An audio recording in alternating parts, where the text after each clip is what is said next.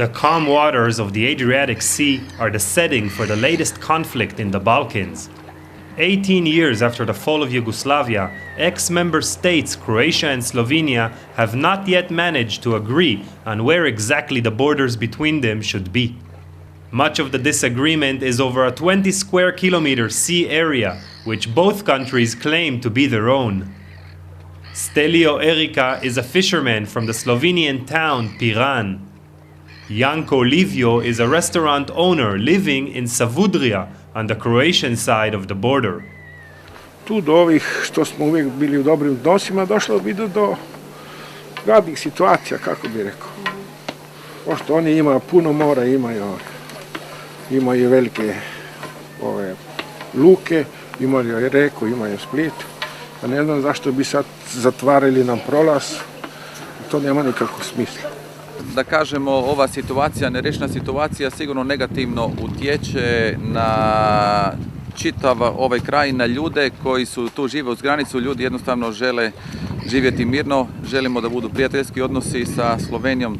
To znači željeli bi da političari riješe tu situaciju, a ne da upliču možda i ribare i male ljude da se stvaraju neke tenzije koje uopšte nisu potrebni. Tony Kaiser of the Slovenian Foreign Ministry explains why this dispute is about a vital interest for his country. Slovenians claim to preserve what we always had, the direct and territorial access to the open sea. It always had the possibility, so to say, that the vessels and the ships are coming freely through the Slovenian territorial waters. This is the so-called gate of Slovenia to the outside world. The border dispute turned into a political conflict when Slovenia announced last December that until the borders are settled, they will block Croatia's EU entry process. Joining the European community in 2010 is what keeps Croatia's struggling economy going, so the Slovenian blockage was not accepted well in Zagreb. The Slovenians were accused of using their EU member state veto rights to blackmail Croatia and try to take a few extra kilometers of Croatian land and water.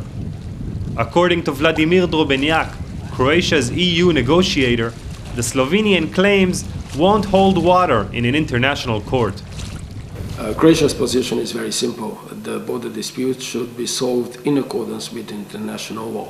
Both countries, Slovenia and Croatia, are members of the United Nations. We think that the best place to settle the dispute is International Court of Justice, which is one of the principal bodies of the United Nations. My friends in Croatia, they are repeating as a mantra, the only possible way out is the ICJ, International Court of Justice. And I'm reminding them, when the candidate country is entering the EU, it has to fulfill many criteria. It's also the criteria of the so-called good neighborhood relations, So the member state has the right to, so to say, in practice, implement the good neighborhood relations with the candidate country before it enters the EU.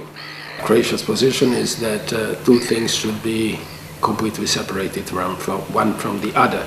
That accession negotiations should proceed without any impediments. We have numerous examples within European Union that the border is not finally settled between a number of EU member states.